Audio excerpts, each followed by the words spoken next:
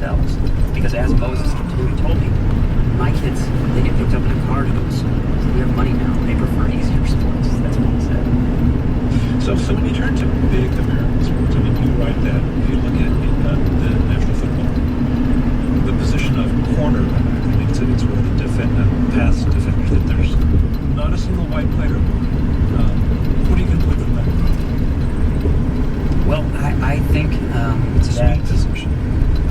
That's right. And it is. It's probably the speed position in terms of stopping and starting and accelerating as quickly as possible. And certainly the NFL Combine, for all its many faults, backs that up. That cornerback is the fastest position, and there hasn't been a white player at that position for about a decade.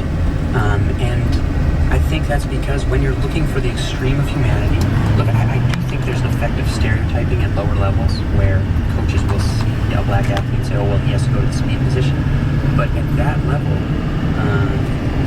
it's clear that the cornerbacks are the fastest. It's not like there are people in other positions being excluded from the cornerback, and I think that does have to do with some of the same traits that cause all of the Olympic 100-meter finalists to be West African. It's long legs proportional to body and high proportion of fast-twitch muscle fibers. And if that average is a little higher in a certain population, and in the extremes, it makes a huge difference. And you're only looking for the extremes in the NFL. Did you find when you spoke to a lot of geneticists and scientists as you researched the book, were they reluctant to talk about race and sport?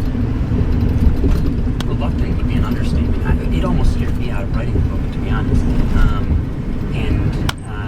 At the American College of Sports Medicine conference in San Francisco last year, actually, the head of a kinesiology department at a major research university confessed to me that he was actually hiding data that he had on ethnic differences. And in his study, talking to current TV host Joy Behar.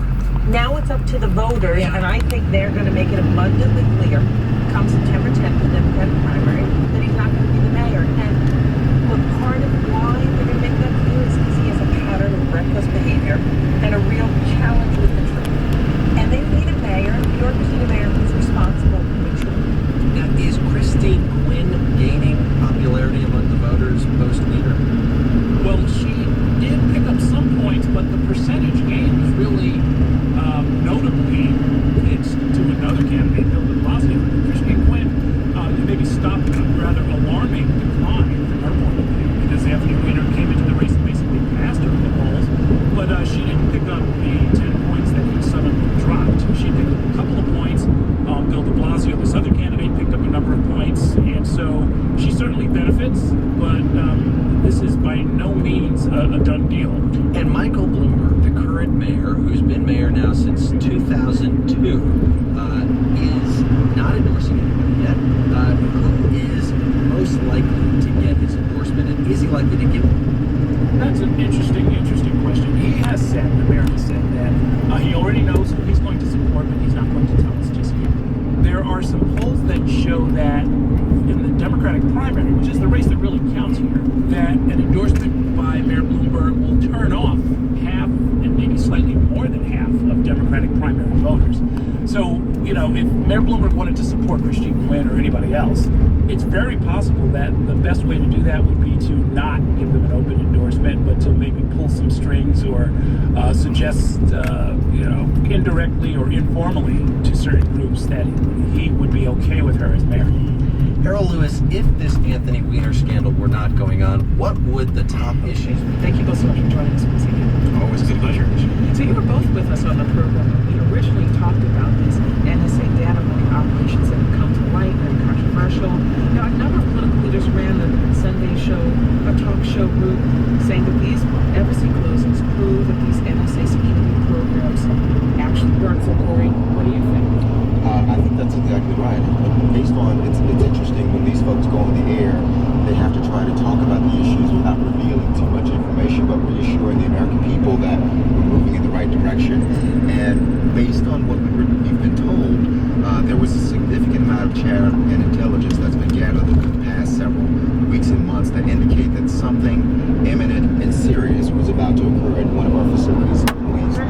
The thing that's different about this versus what we talked talked about the last time we were here is the level of disclosure. Now, you can't close 20 embassies around the world, 20 embassies and consulates around the world without some visibility associated with that. But the fact that members of Congress appear to have been told about this in a good amount of time. That though, a lot of people say that's ridiculous. That the issue is domestic security, domestic privacy versus these international surveillance issues. Those are totally different things. I mean, what do you say? Does this change anything for you about how you think about this issue? It doesn't. I think the way that you framed that, Michelle, is exactly the way I think about this. I think there's an entirely different paradigm to it. At the same time, it only underscores, in many ways, I think, our vulnerability as a country and what this administration has done to continue to fight the war on terror and their success or lack thereof in doing so. You know, speaking of the question of what this country is doing, National security and intelligence to protect the country. if you're just joining us, we're speaking with Republican strategist Ron Christie and former Obama administration communications advisor, a Democrat, Corey E. Hunt. Corey, what are you saying about that? And I'll just, while you're thinking about that, I mentioned earlier that members of Congress are in recess right now. A number are back in their home states.